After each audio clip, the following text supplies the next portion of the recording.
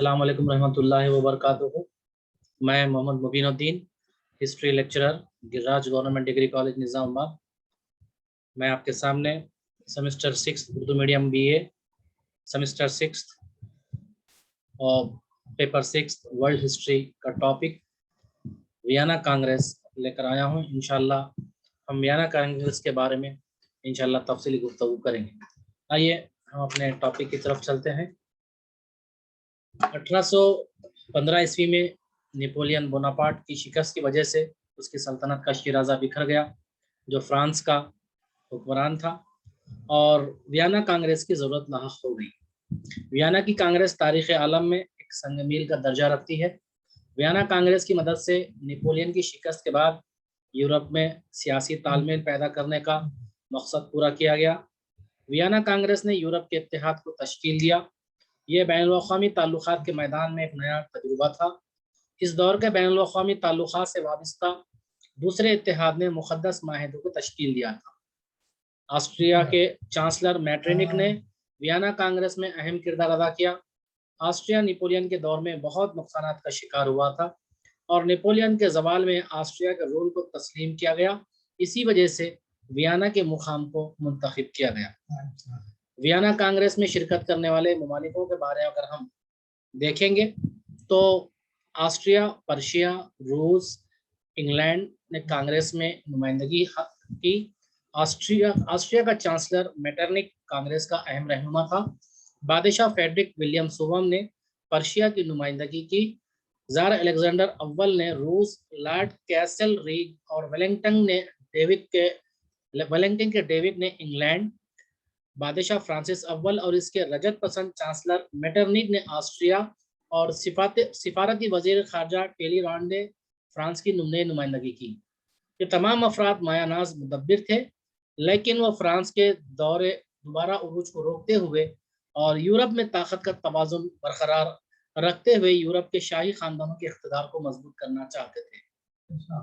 Vienna Congress के अगर हम उसूल के बारे में अगर देखेंगे तो वियना का कांग्रेस 4 उसूलों जैसे बहाली, इत्तेहाद, ताकत का तवाज़ुन, असीलियत और मावज़े पर मुश्तमिल था। मेटरनिख ने बहाली के पहले उसूल की तजवीज़ रखी, यानी यूरोप में नेपोलियन से पहले के निज़ाम की बहाली की वकालत की गई।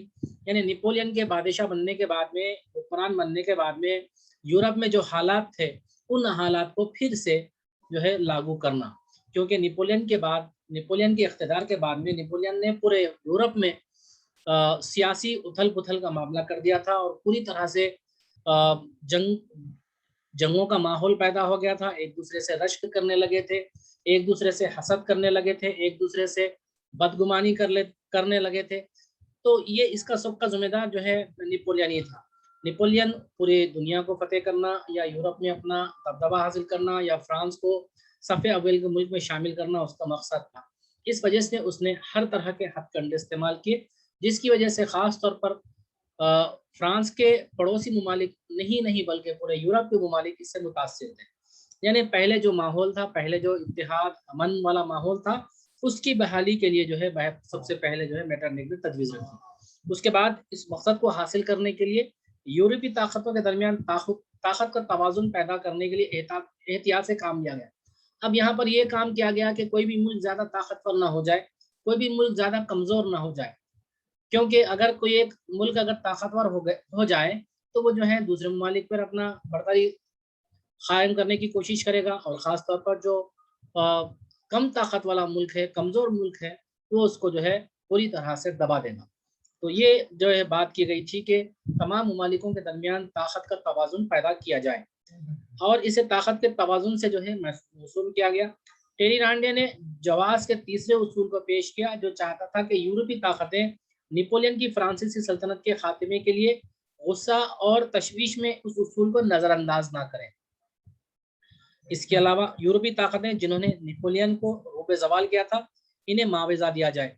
यानी नेपोलियन को जिस तरह से शिकस्त दी गई थी, जिन ममालिकों ने इसमें हिस्सा अदा किया था, तो अब ये कहा गया था कि जो इसमें हिस्सा लिए हैं उनको जो है मुआवज़ा दिया जाए, उनको भी जो है उसका इनाम दिया जाए। तो ये जो है चौथा उसूल था। अगर हम माहिदे की شرائط کی اگر بارے میں دیکھیں گے تو فرانس میں قدیم بوربن سلطنت، اسپین اور 2 سسلیز کی سلطنتیں، ہالینڈ میں اورنج خاندان، سارڈینیا اور پینٹ ماؤنٹ میں ساوے خاندان، اور وسط اطالیہ میں یورپ کے پوپ کے اقتدار کو بحال کیا گیا۔ کیتھولک بیلجیم کو پروٹسٹنٹ ہالینڈ سے متحدہ نیدرلینڈ کا احیا کیا گیا۔ یہ اس لیے کیا گیا کہ فرانس کو یورپ میں مزید فائدے حاصل کرنے سے روکا جا سکے۔ کانفرنس نے شمالی سرحد پر ایک طاقتور ریاست کے قیام کی ضرورت کو محسوس کیا۔ نمبر 3، آسٹریا کو وینیشیا اور لمبارڈری حاصل ہوئے۔ اس کے علاوہ شمالی اٹلی کی ریاستیں تسکیائنی، پارما اور میڈینا کا آسٹریا کے پسبرگ خاندان میں اطلاق عمل میں آیا۔ اس طرح آسٹریا نے اٹلی میں زبردست گرفت حاصل کر لی۔ نمبر 4، روس اور پرشیا نے سویڈن سے فن لینڈ اور پامرینیا حاصل کیا۔ سویڈن کو معاوضے کے طور پر ڈنمارک سے علیحدہ کر کے ناروے کا علاقہ دے دیا گیا۔ ڈنمارک نے نیپولین کے عروج کے زمانے میں اس کا ساتھ دیا تھا، اس لیے خاص طور پر اس کو نشانہ بنایا گیا۔ نمبر 5، برطانیہ نے فرانسیسی اور اسپینی تجارتی نو آبادیاں حاصل کر لی اور وہاں پر اپنا قبضہ جما لیا۔ جنوبی افریقہ میں کیپ نو آبادی کے علاقے کے علاوہ سیلون اور دوسرے جزائر انہوں نے حاصل کر لیے۔ نمبر 6، ویانا کے معاہدے سے پرشیا کو سب سے زیادہ فائدہ حاصل ہوا۔ اس نے نہ صرف نیپولین کے کھوئے ہوئے علاقے حاصل کر لیے بلکہ سویڈن، پارمینیا، آدھا ساکسونی تمام اور رہن لینڈ کا ایک حصہ جو ہے حاصل کر لیا۔ پرشیا کو فرانس کے خلاف ایک عبور کی حیثیت سے تعمیر کیا گیا۔ پرشیا نے ایک صنعتی ملک کی حیثیت سے ترقی کی اور 19ویں اور 20ویں صدی میں یورپ کے سیاسی معاملات میں ایک اہم کردار ادا کیا۔ نمبر 7، مقدس رومی سلطنت کا احیا نہیں کیا گیا۔ آسٹریا کی صدارت میں جرمنی کی ریاست کا ایک وفاق منظم کیا گیا۔ رکن ممالکوں کو داخلی امور میں خود مختاری دی گئی اور علاقائی اور سیاسی تبدیلیوں کے علاوہ کانگریس نے غلاموں کی تجارت کو منسوخ کر دیا اور یورپی طاقتوں کے تعلقات میں چند تبدیلیاں پیدا کی۔ یاد رہے اس وقت جو ہے غلاموں کی لین دین اور تجارت باضابطہ کی جاتی تھی، غلاموں کو خریدا اور بیچا جاتا تھا۔ باضابطہ افریقہ کے لوگوں کو باضابطہ غلاموں کی حیثیت سے یورپ کے اور دوسرے ممالکوں کو بھیج کر ان سے جو ہے جبری مزدوری کروائی جاتی تھی۔ تو اب جو ہے ویانا کانگریس میں غلاموں کی تجارت کو بالکل پوری طرح سے منسوخ کر دیا گیا۔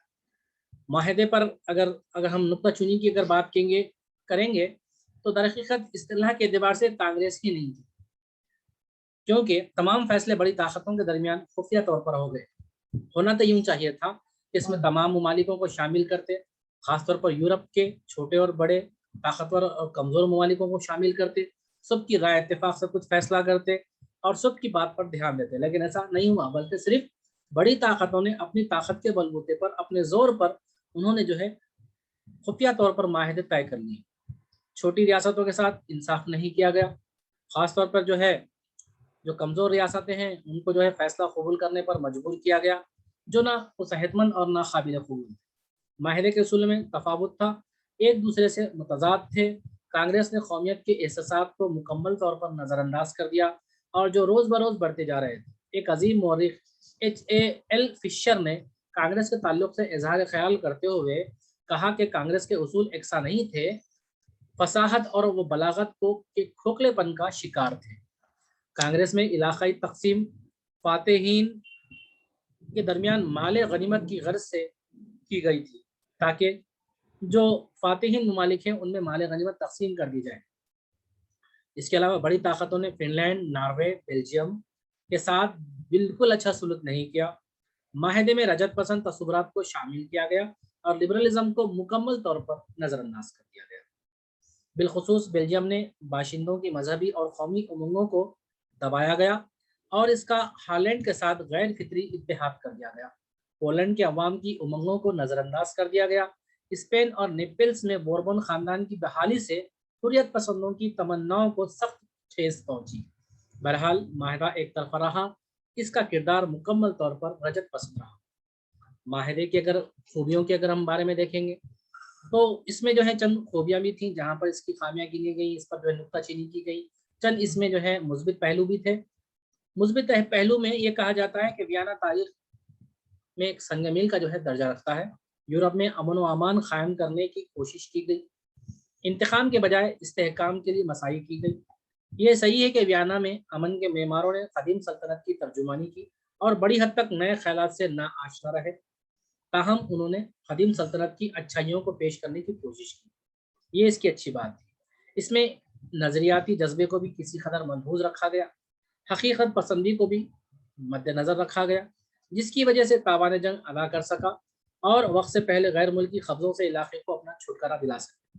فرانس کے ساتھ اس فراغ دانہ رویے کی وجہ سے 1815 اور 1914 کے درمیان کم و بیش ایک صدی تک یورپ میں ایک بڑی جنگ سے گریز کیا گیا۔ اس معاہدے نے یورپ کو نیپولین کی فوجی مہمات سے پوری طرح سے محفوظ رکھا۔ پرشیا اور سارڈینیا کی سلطنتوں کو مستحکم کرنے کی وجہ سے قومیت کے تصورات کو عروج حاصل ہوا اور بالآخر جرمنی اور اٹلی کا اتحاد اور کامیابی سے ہمکنار کیا گیا۔ ان تمام اسباب کے علاوہ ویانا کانگریس میں بین الاقوامی مذاکرات میں ایک دلچسپ اور نیا تجربہ تھا۔ اس نے پرامن طور پر کانفرنس کی میز پر سیاسی مسائل اور اموار کو حل کرنے کی راہ ہموار کی۔ اس کانگریس نے چند مشکل ترین مسائل کو بھی حل کیا اور کچھ عرصے کے لیے پورے یورپ میں امن و امان کو برقرار رکھا۔ یورپ کا اتحاد، ویانا معاہدے پر عمل آوری اور دائمی طور پر اس کی کامیابی کے لیے کوشش کی گئی۔ آسٹریلیا کے چانسلر کاونڈز نے پہلی مرتبہ یورپ کے اتحاد کا تصور پیش کیا۔ ان کانفرنسوں کے ذریعے سیاسیات اور ڈپلومیسی کو چلانے کا نظام کیا گیا۔ یہ 19ویں صدی کا ایک نیا اور دلچسپ تجربہ تھا۔ انگلینڈ، آسٹریا، پرشیا اور روس نے نومبر 1815 میں ایک چارخی معاہدہ کیا۔ اس معاہدے کے دور کو کانفرنس کے دور سے موسوم کیا جاتا ہے۔ 4 کانفرنسوں کا انعقاد عمل میں لایا گیا۔ نمبر 1، 1818 میں ایکس لا چاپیل کے مقام پر، دوسرا 1820 میں ٹروپر کے مقام پر، نمبر 3 1821 عیسوی میں لے باک کے مقام پر، اور نمبر 4 1822 عیسوی میں ویرونا کے مقام پر۔ اس طرح اگر ہم 1818 کی اگر ایکس لا چاپیل کانگریس کی اگر بات کریں گے تو یورپ کے اتحاد میں پہلی کانگریس 1818 میں ایکس لا چاپیل میں منعقد کی گئی۔ میٹرنک نے اس کانگریس کو خوبصورت ترین کانگریس سے موسوم کیا۔ چونکہ فرانس نے تمام تاوان جنگ ادا کر دیا تھا، اس لیے کانگریس نے فرانس کے یورپ کو اتحاد میں شامل کیا۔ فرانس کی شمولیت سے 4 گنا اتحاد 5 گنا اتحاد کے معاہدے میں تبدیل ہو گیا۔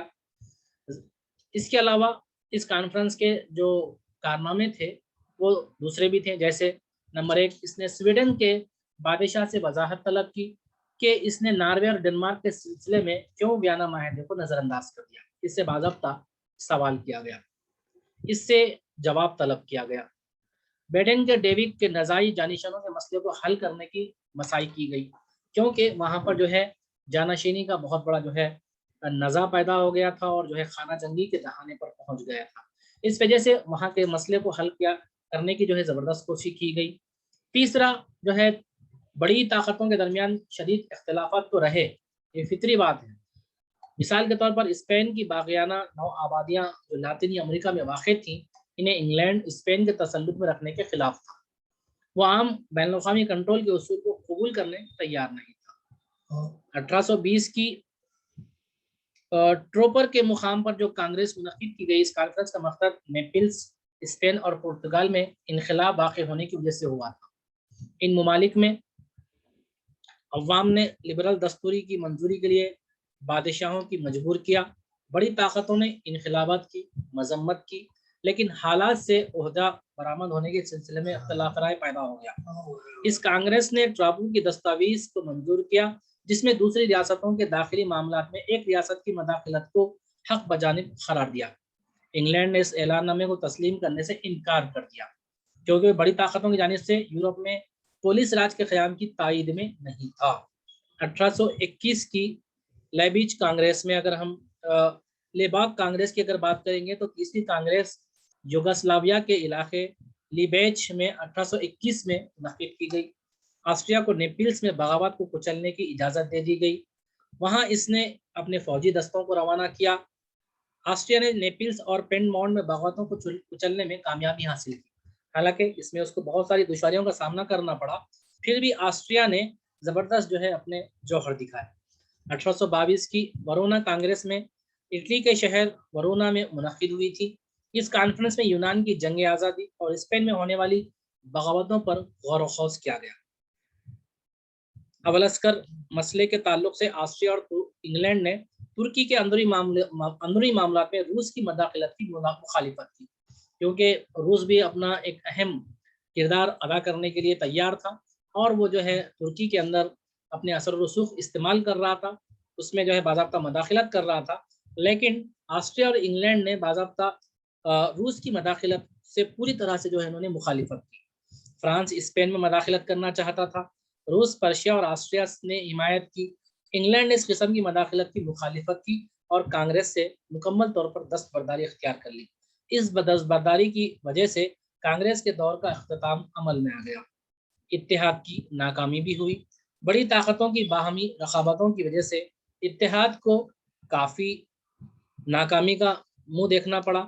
یہ اتحاد جمہوریت، قومیت اور لبرلزم کو کچل کر اشرفیہ طبقے کے تحفظ میں ایک ایجنسی بن گیا۔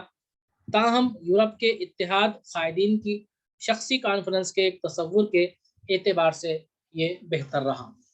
تو بہرحال یہ 4 جو الگ الگ کانفرنس ہیں جو منعقد کی گئی، پہلی کانفرنس میں باضابطہ میٹرنک کا جو ہے جس کو ایکس لا چپیل جو ہے کہا گیا، اس میں میٹرنک نے بہت ہی اہم کردار ادا کیا، اور جو ہے اس میں خاص طور پر فرانس کو اس اتحاد میں شامل کر لیا گیا۔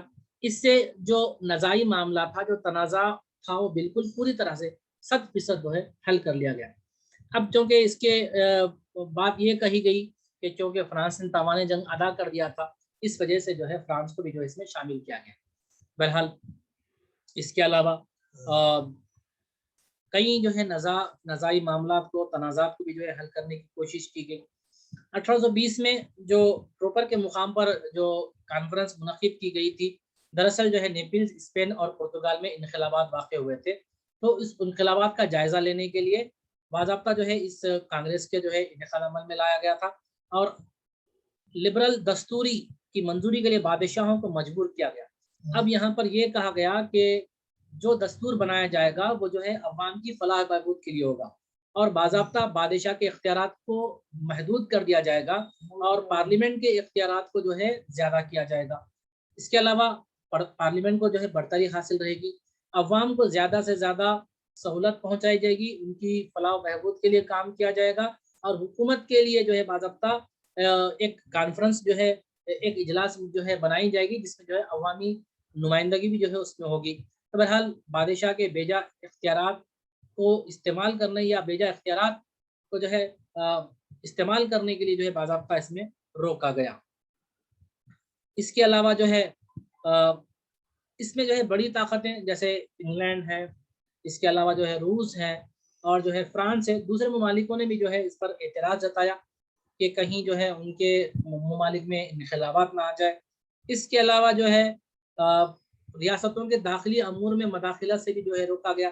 اب یہاں پر بھی جو ہے بڑی طاقتوں کو اس پر اعتراض ہوا، کیونکہ وہ ہر معاملے میں چھوٹے ممالک اور کمزور ممالکوں میں جو ہے موقع کی تلاش میں رہتے تھے کہ ہم جو ہے کس معاملے میں جو ہے اس ملک میں اپنا جو ہے برتری حاصل کریں گے اور مداخلت کریں گے، اس طرح، کیونکہ ان کے مفادات ان سے وابستہ تھے۔ اس وجہ سے جو ہے انہوں نے جو ہے باضابطہ اس عدم مداخلت کو جو ہے بالکل حق بجانب جو ہے قرار دیا اور اس کی مذمت کی۔ اس کے علاوہ خاص طور پر انگلینڈ پیش تھا، اس نے جو ہے اس بات کو ماننے سے جو ہے کھلم کھلا اس نے جو ہے اعلان کیا کہ اس بات کو جو ہے نہیں مانے گا، یعنی اس کو منظور نہیں کیا۔ اس کے علاوہ جو ہے 1821 میں جو لیباک کے مقام پر جو ہے کانگریس جو ہے منعقد کی گئی تھی، جو یوگوسلاویا کا علاقہ تھا، اس میں جو ہے آسٹریا کو جو ہے نیپلز میں بغاوت میں چلنے کی اجازت دی گئی۔ اب یہاں پر جو ہے نیپلز میں جو ہے بغاوت ہو رہی تھی، بادشاہ کے خلاف عوام متحد ہو رہی تھی، کیونکہ کئی ممالکوں میں اقتدار پوری طرح سے عوامی ہو گیا تھا، اور کئی ممالکوں میں اقتدار برپا ہو گیا تھا، تو وہاں پر بھی حکومت کے یعنی ظالم حکمران کے خلاف جو ہے بغاوت ہو رہی تھی، تو باضابطہ جو ہے آسٹریا کو اجازت دی گئی کہ نیپلز میں بغاوت کو کچلیں۔ تو وہاں اس نے جو ہے فوجی دستوں کو روانہ کرنے کی جو ہے اجازت دی گئی. اس نے جو ہے باضابطہ نیپلس اور پیڈمونٹ میں جو ہے بغاوتوں کو جو ہے اس نے کچل دیا، کیونکہ آسٹریا اس وقت جو ہے بہت زیادہ طاقتور تھا. تو یہاں پر جو ہے دوسری ممالکوں کی طاقت کے ذریعے بھی جو ہے انقلابات کو دبایا گیا. اس کے علاوہ جو ہے اٹلی کے شہر میں جو 1822 عیسوی میں جو ہے ویرونا کے مقام پر جو کانفرنس منعقد کی گئی تھی، باضابطہ جو ہے یونان کی جنگ آزادی اور اسپین میں ہونے والی بغاوتوں پر جو ہے بہت سارا غور و خوض کیا گیا. اور انگلینڈ نے ترکی کے اندرونی معاملے میں روس کی مداخلت کی جو ہے بہت زیادہ مخالفت کی. اب یہاں پر قابل غور یہ بات ہے کہ اس زمانے میں خاص طور پر ایک ملک جو ہے اگر کسی ملک پر جو ہے تسلط جو ہے جمانے کی کوشش کرتا یا اس کے اندرونی معاملات میں جو ہے مداخلت کرتا تو دوسرے ملک کو جو ہے پیٹ میں درد ہوتا تھا. یعنی وہ بھی جو ہے یہ نہیں چاہتا تھا کہ یہ ملک جو ہے وہاں پر مداخلت کرے. یعنی ایک ملک کے طاقتور ہونے کی شکل میں وہ یہ سمجھتا تھا کہ یہ اس کے لیے جو ہے بہت بڑا جو ہے خطرہ ہوگا. تو بہرحال یہاں پر جو ہے بدگمانیاں بھی بہت زیادہ تھی ایک دوسرے سے، حسد بھی جو ہے بہت زیادہ تھی، جلن بھی جو ہے ممالک ایک دوسرے سے بہت زیادہ جو ہے ممالک کرتے تھے. ہر ملک یہی چاہتا تھا کہ وہ جو ہے سب سے زیادہ طاقتور ہو جائے. اگر کوئی دوسرا ملک زیادہ طاقتور بنتا دکھائی دیتا تو اس کے خلاف جو ہے خفیہ معاہدے ہوتے اور اس کی طاقت کو روکنے کے لیے جو ہے حتی الامکان جو ہے کوشش کی جاتی تھی. تو بہرحال یہ سارے واقعات جو ہے واٹرلو کی جنگ کے بعد یعنی نیپولین کی شکست کے بعد میں طے کیے گئے، کیونکہ نیپولین کی شکست کے بعد میں جو ہے یورپ میں پوری طرح سے معاملہ جو ہے بگڑ چکا تھا. سیاسی عدم استحکام تھا، لا اینڈ آرڈر کی جو ہے بات تھی.